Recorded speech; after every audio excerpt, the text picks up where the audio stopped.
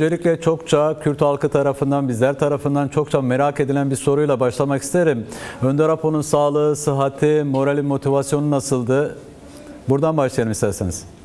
Evet, biz bugün Kurban Bayramı vesilesiyle başkanın ziyaretine gittik. Ve bu ziyaret gerçekleşti. Sağlığı, morali iyi görünüyordu, gayet iyi görünüyordu.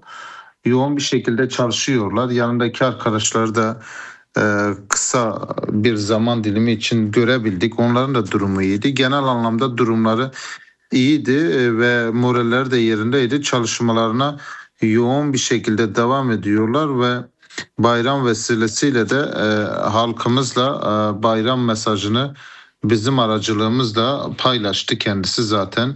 Özgürlük ve demokrasiye her zamankinden daha yakın olduğumuzu belirterek bu vesileyle halkımızın Kurban Bayramı'nı kutlarsınız diye belirtti. Biz de bunu sizin vesilenizle tüm Kürdistan ve Türkiye kamuoyuyla paylaşmak isteriz. Başkan pozitiftir, olumlu düşünüyor birçok konuda. Yani biz bu noktada kararlıyız. Özgürlükler ve demokrasi konusunda büyük düşünüyoruz, büyük adımlar atıyoruz, büyük kararlaşmalar yaşanıyor. Siyaset de üzerine düşen sorumluluğu yerine getirmelidir. Herkes üzerine düşen sorumluluğu yerine getirmelidir. Bu büyük bir barıştır, devletle barıştır. Bu barış sonucunda da halkımızın önündeki engellerin kalkması gerektiğini belirtti ve eğer bir barış oluyorsa, devletle bir barış yaşanıyorsa Kürt halkının önündeki engellerin de ortadan kalkacağını belirtti.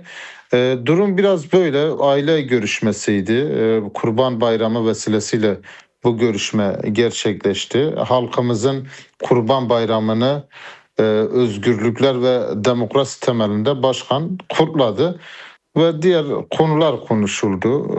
Bunu da ilerleyen zamanda ayrıntılı bir şekilde anlatacağız. Halkımızla buluşmalarda, toplantılarda başkanın fikirlerini belirteceğiz. Tarihi bir süreçten geçtiğimizi herkes biliyor. Türkiye siyasetinin, Orta Doğu siyasetinin nedenli olduğunu hepimiz yakından takip ediyoruz.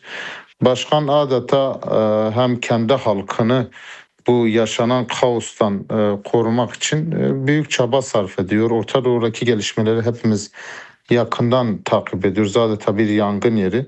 Ülke siyasetini de siz görmektesiniz zaten. Tüm kamuoyu görmektedir. Başkan gerilimden yana tavır alınmaması gerektiğini her defasında vurgulamıştır. Ama ülke siyasetinin gerçekliğini de yakinen kendisi takip ediyor. Ben şimdilik bunları söyleyeyim, tekrar belirteyim. Başkan Apo halkımızın Kurban Bayramı'nı kutluyor.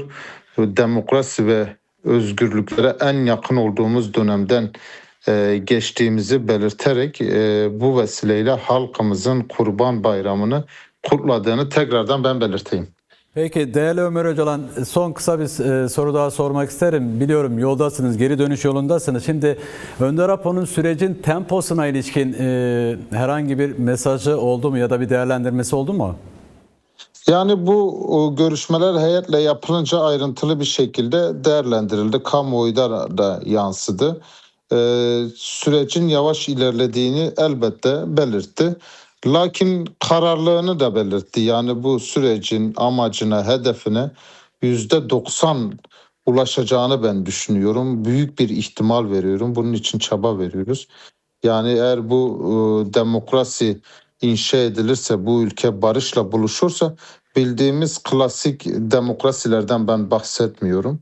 Bu coğrafya, bu ülke nefes alır. Herkes için bir yeni yaşam kapısı açılır diye belirtti. Tabii ki sürecin temposundan başkan da rahatsızdır ama sürece olan umudu, olan bağlılığı, inancı ve kararlılığı en üst seviyede olduğunu da belirteyim. Bu önemli bir mesele çünkü başkan son derece kararlıdır.